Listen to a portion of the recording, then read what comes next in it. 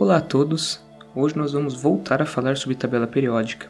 Mais especificamente, vamos falar sobre um elemento que se encontra na segunda família, no caso, a família 2A, que também é conhecido como metais alcalinos terrosos.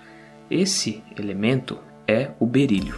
Mas antes de eu começar a falar sobre o berílio, sobre as características dele, eu quero deixar um aviso dizendo o seguinte, que esses próximos vídeos falando sobre os elementos da tabela periódica, eles vão ser um pouquinho mais curtos, provavelmente, porque eu não vou mais ficar falando, por exemplo, o elemento químico tem X prótons no núcleo, e isso daí quer dizer então que o número atômico dele é equivalente àquela quantidade de prótons, né?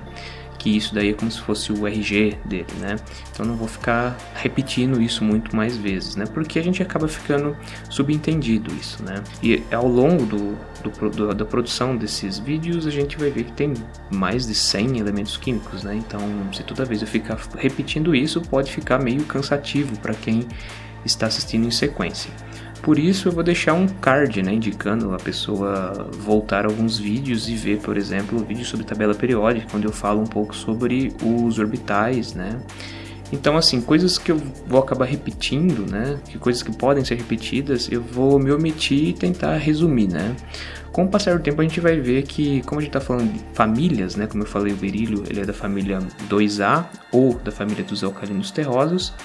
Esses metais, né, ou esses elementos químicos de outras famílias, né, eles vão possuir características parecidas, né. Então eu posso falar, para você obter informações mais aprofundadas, você pode voltar a alguns vídeos e ver os outros elementos dessa família, né. Então com o passar do tempo os vídeos eles tendem a ficar mais objetivos, né. Então vamos lá, vamos falar um pouco sobre esse elemento que eu já citei, né, que é o berílio. Então vamos lá, vamos falar um pouco sobre o berílio. Esse elemento químico chamado berílio, ele é um metal alcalino terroso, pertencente à família 2A.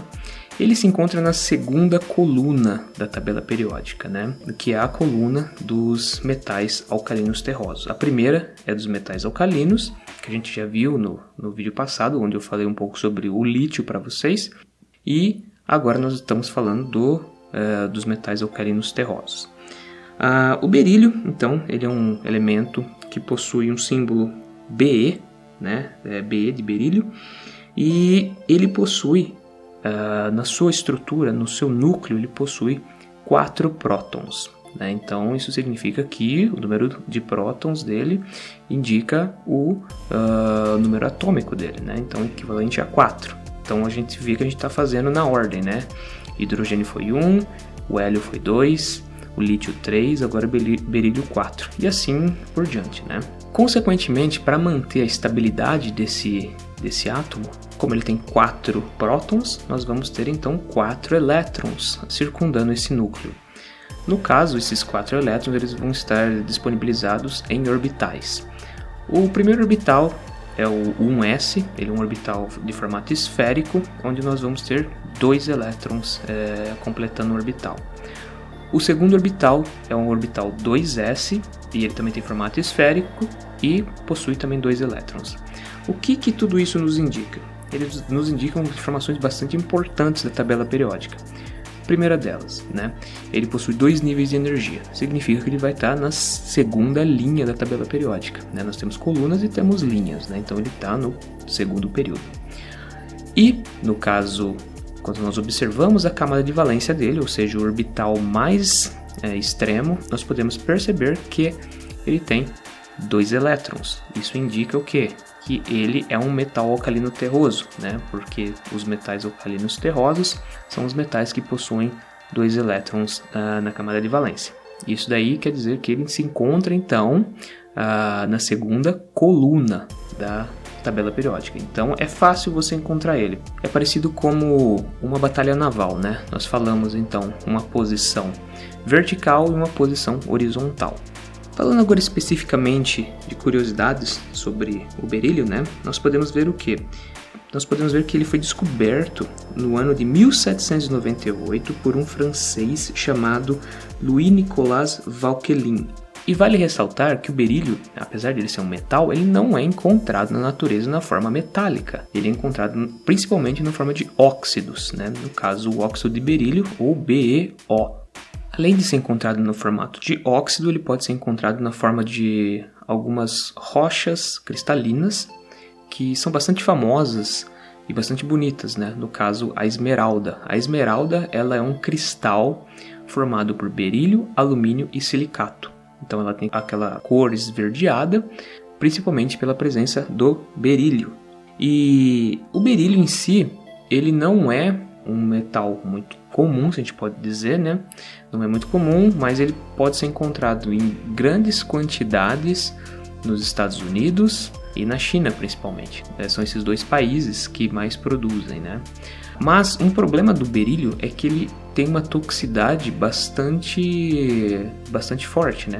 Os sais, né? Os óxidos e compostos provenientes desse metal, eles são responsáveis pela produção de uma infecção no pulmão chamada berilose. É muito comum que pessoas que trabalham na extração de berílio sem proteção, e a gente está entendendo muito bem o que é proteção nos dias atuais, né? Principalmente máscaras, que é uma coisa que virou normal no cotidiano das pessoas, mas as pessoas que vivem da extração desse minério, ou mesmo as pessoas que lapidam esmeraldas, né? Eles podem, com o passar do tempo, aspirando aquela poeira proveniente da lapidação, ou mesmo da extração do berílio, acabar desenvolvendo então essa infecção no pulmão.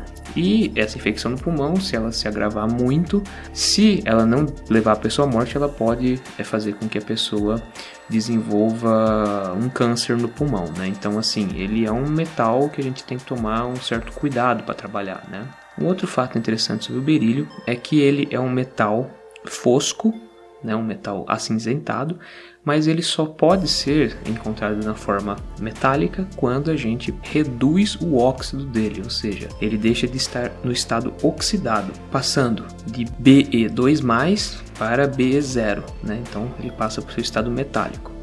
Todo metal que está no estado metálico, ele é o metal, vamos dizer, o metal X0, né? Então ele não é nem +1, nem +2, nem +3, ele é um metal 0. E além dele ter essa aparência cinza, meio fosca, ele é bastante quebradiço, né? O que significa quando você tem um composto muito quebradiço? Significa que ele é muito duro, né?